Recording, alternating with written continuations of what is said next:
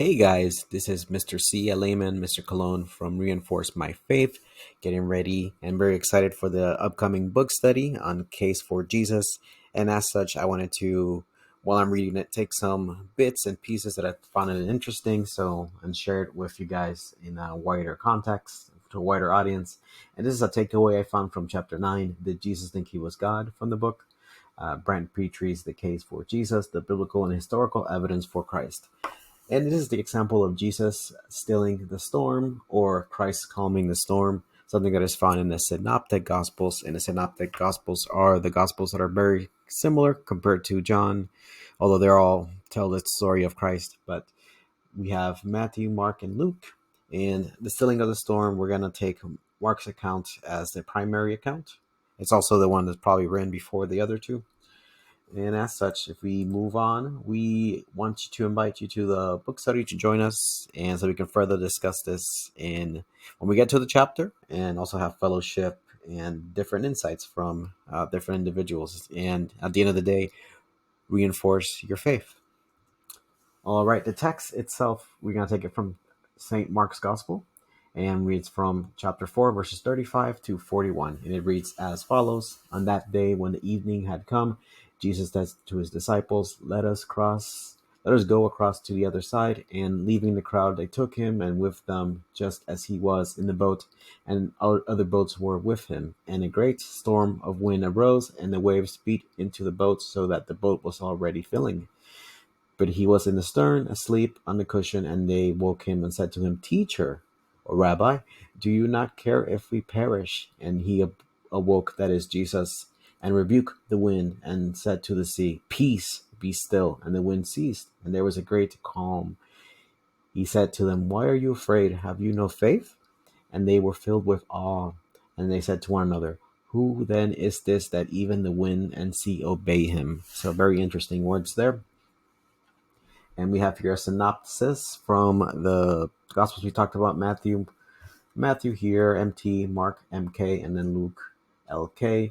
And then we have some of the parallels of how the narrative is told through the different Gospels. We're not going to go over this too much. I just wanted to show you how it looks like, what each Gospel author emphasizes, or evangelist emphasizes, and what other differences and similarities, which is the biggest thing. But if they're all similar, the little differences do matter, but it's also to talk about the audience. But I just wanted to point that out there. And the verses are here so you can check them out on your own. Mark, Matthew, and Luke. All right, the text that it's set to really call out, to really inspired by, and really allude to, I think will be the better word, is from Psalm 107, specifically verses 23 to 30, and they read as follows. Some went down to the sea in ships, doing business on the great waters, and they saw the deeds of the Lord, his wondrous works in the deep. For he commanded and raised the stormy wind, which lifted up the waves of the sea. They mounted up to heaven, and they went down to the depths. Their courage melted away in their evil plight. They reeled and staggered like drunken men, and they were at their wits' end.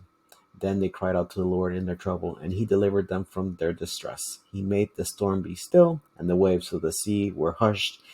Then they were glad because they had quiet, and he brought them to their desired haven. And this is from the Old Testament, a psalm, right? So Brian Pitre in this book points out that only in the Old Testament, really, when talking about stilling storms, like no prophet has done this in this specific way. Moses did part the Red Sea, but this particular instance really is calling back to something that the Lord Yahweh did in the Old Testament, and something that Christ does in the New Testament. And this is blown up from the book, a little chart that shows 107, the parallels between that, and then how Jesus stills the storm. And you can see the parallels. And I'm just going to read from the right here. Jesus stills the storm. Number 1, the disciples are in the boat. Number 2, stormy and winds and waves. Number 3, disciples are afraid. Number 4, they cry out to Jesus. Number 5, Jesus stills the storm.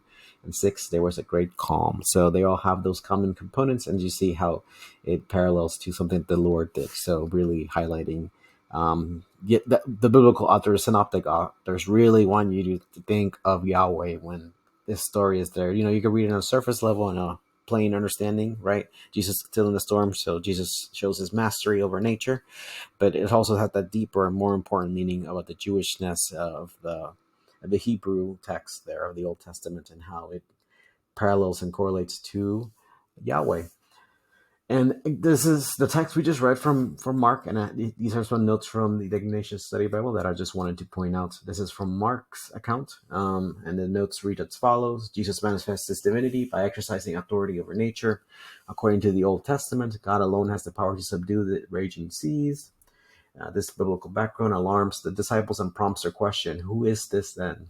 Who is this then? Right, right here. Who is this then that even the wind and sea obey him? Excellent. Just a little further anecdote from St. Augustine. This episode at sea signifies the drama of the Christian life. All of God's children embark with Christ on a life that is full of dangerous storms, especially attacks from evil spirits and temptations of the flesh. We must learn to trust Christ daily, since he alone can restrain these forces and bring us to safe harbor of salvation. This is extra from the Ignatius Study Bible from Scott Hahn and Curtis Mitch, but I thought it would give you a little bit more background. But Brand Pitre beautifully delivers it in chapter 9 in his book.